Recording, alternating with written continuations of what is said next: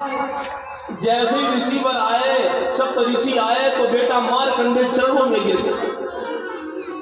जैसे चरणों में गिर गया तो ऋषियों ने एक साथ में कहा, अरे पुत्र चिरंजीवी भव, चिरंजीवी भव।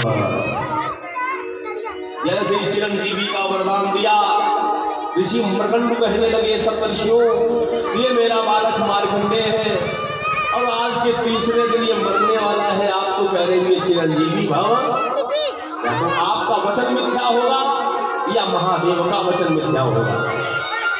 ऋषि सप्तऋषि कहने लगे, मरकंडू, तुमने तो मुझे असमंजस में डाल दिया, लेकिन ऋषियों की वाणी, संतों की वाणी कभी मिथ्या नहीं होती है। भगवान कहते, मोर वचन पर जाइए ठीका, लेकिन संत वचन पर कह लीका।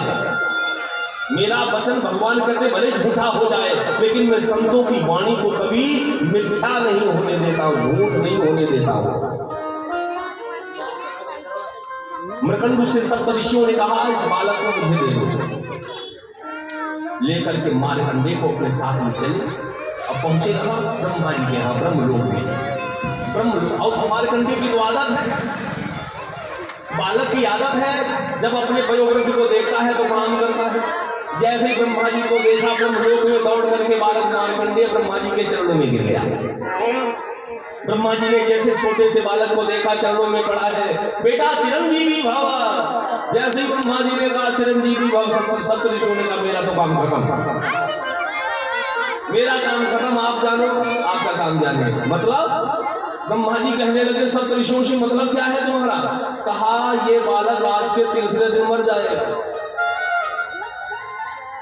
शिव का वरदान पाया हुआ ये बालक है और आपने इसको चिरंजीवी बोल दिया। ब्रह्मा जी ने कहा,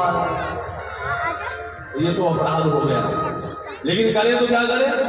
तो कहा, चलो कोई बात नहीं है, बालक को लेकर के और भगवान नारायण के वैकुंठ धाम में पहुंच गए। भगवान नारायण के पास बालक मारकंडे को लेकर के पहुंचे और जैसे भगवान श्रीमन नारायण को देखा तो बालक दौड़ करके नारायण भगवान के चरणों में लेट गया। श्रीमन नारायण भगवान ने आशीर्वाद वचनों से अभिषेक कर दिया, पुत्र चिरंजीवी भव। ब्रह्मा जी ने कहा, भगवान अब मेरा भी तो काम खत्म, ये बालक तीसरे दिन मर जाएगा, आप इसको चिरंजीवी बोल रहे हो। मृत लोक का नियम है, जो आया है सो जाएगा, राजा रंग फकीर, कोई सिंहासन चढ़ चढ़ा, कोई बना जात जंजीर। मृत लोक का नियम है, जो आएगा उसको एक दिन जाना ही पड़ेगा, मरेगा। भगवान नारायण ने कहा, आपको मैंने वाणी से चिरंजीवी बोल दिया। देखा ये बालक, कृपा प्रसाद किसका है? तो कहा, महादेव का है। भगवान नारायण उस बालक को साथ में लेकर के और सीधे पहुंच गए कहां? कैलाश पर्वत पे, देवाधिदेव महादेव के पास। जहां से बालक आया था वहीं लेकर के पहुंच गए महादेव की शरण में। और जैसे ही महादेव को देखा है बालक मारकंडे ने, देवाधिदेव महादेव को देखकर बालक मारकंडे की तो आदत है, महादेव के चरणों में गिर गया। और जैसे चरणों में गिरा, महादेव ने कहा, पुत्र चिरंजीवी भव। भगवान नारायण ने कहा, अब ठीक है, आपका ही वरदान दिया हुआ ये बालक है, मारकंडे मृकंडू का पुत्र है, आपने 5 वर्ष की आयु दी है और आप उसको चिरंजीवी बोल रहे हो। आज 3 दिन आयु के शेष होते मर जाएगा ये। सोवत है, ओए ने कहा, नारायण, मेरा ही वरदान ये बालक है, मैंने ही वर दिया था, मैंने आयु उसको 5 वर्ष की दी थी और मेरी वाणी से ही निकला है चिरंजीवी, तो मैंने बोल दिया चिरंजीवी, तो ये चिरंजीवी होगा। अब कह दिया चिरंजीवी भाव, तब ये चिरंजीवी होगा। सज्जनों, मृत्यु का क्षण जब निकट आया, उस बालक मारकंडे से महादेव ने कहा, मेरे मंदिर में जाकर शिवलिंग होता है ना, कहा तुम कुछ मत करना, बिल्व पत्र ले ले और बिल्व पत्र पर केवल राम राम लिख करके और चढ़ा, और कुछ नहीं करना है। बिल्व पत्र ले लिया मारकंडे ने, हर बिल्व पत्र पर राम राम लिखता है, राम राम लिखता है और शिव को समर्पित करता है। त्रिदलम त्रिगुणाकार त्रिनेत्रम चाप्यधायुधम त्रिजन्म पाप संहारम बिल्व पत्र शिवार्पणम्। महादेव को बिल्वपत्र चढ़ाता है मंत्री साहब। और जब मृत्यु का क्षण सन्निकट आ गया तो मृत्यु के देव पहुंचे उसके प्राणों को निकालने के लिए। समय जब आया तो मृत्यु देवता आए प्राणों को लेने के लिए। जैसे ही पास को फेंका तैसे ही बालक मारकंडे जोर जोर से चिल्लाने लगा। जब मृत्यु का क्षण आता है जीवन में सन्निकट तो व्यक्ति को भय लगता है। और मृत्यु से भला किसको भय नहीं लगता? सब मृत्यु से भयभीत होते कि नहीं? मृत्यु से सब कुछ डरता है। मरना भला कौन चाहता है, लेकिन मरना सबको पड़ता है। मरना सबको। बालक मार्कंडेय भयभीत होकर के चिल्लाने लगा और देवादेव महादेव के उस शिवलिंग से वो चिपक गया। आंखों में लिया आगोश में और महादेव को बुला रहा है, अरे प्रभु मेरी रक्षा करो, ये काले काले यमदूत हमें डरा रहे हैं, मेरी रक्षा करो महादेव। नमः शिवाय ओम नमः शिवाय हरे हरे बोले नमः शिवाय नमः शिवाय ओम नमः शिवाय हरे हरे बोले नमः शिवाय नमः शिवाय ओम नमः शिवाय हरे हरे बोले नमः शिवाय नमः शिवाय ओम नमः शिवाय हरे हरे बोले नमः शिवाय नमः शिवाय ओम नमः शिवाय हरे हरे बोले नमः शिवाय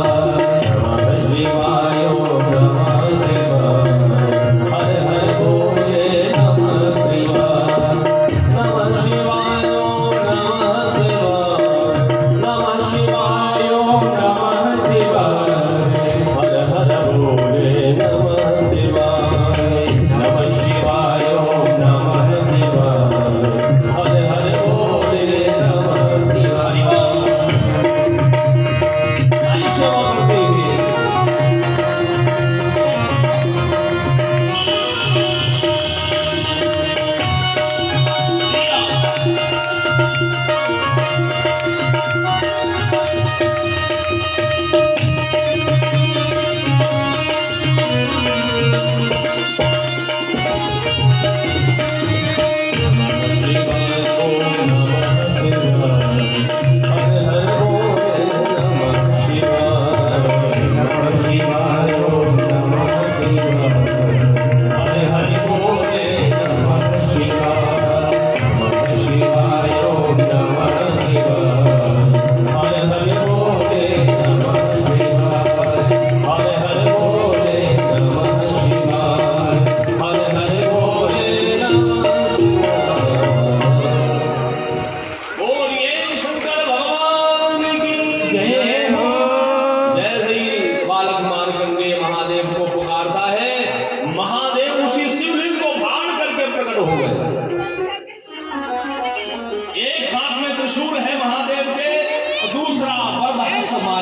सेवा करते हैं।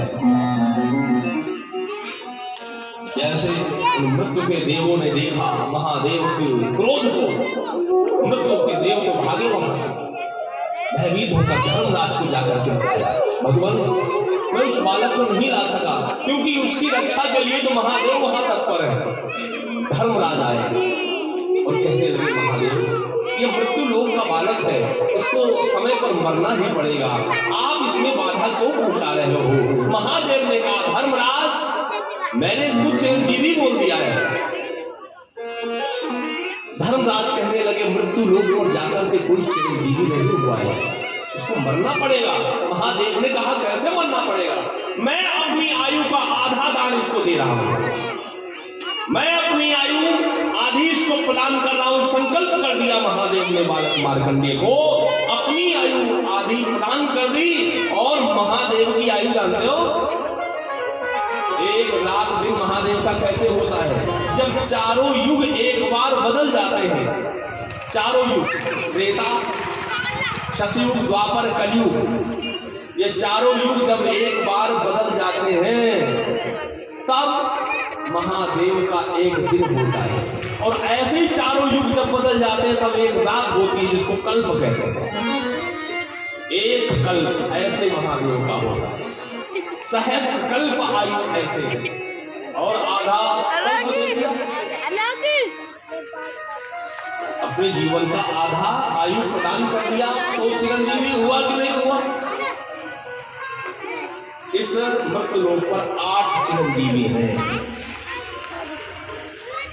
8 चिरंजीवी हैं और उनका केवल नाम स्मरण अगर रोज कर लिया जाए प्रातः और संध्या काल में, अगर किसी कारण से हमारी आयु क्षीण हो रही है, अगर जीवन का क्षण कम है और जीवन को शतम वर्षाणि जीवति नियम कहता है, कलयुग में 100 वर्ष की आयु है और पूर्ण 100 वर्ष की आयु पाना चाहते हो तो करना क्या है? 8 नामों का स्मरण करना है नित्य। अश्वत्थामा बलिर्व्यास हनुमान सविभीषण कृपा परशुरामश्च मार्कण्डेय समथाष्टमम्। ये 8 चिरंजीवी हैं, अश्वत्थामा, बलि, व्यास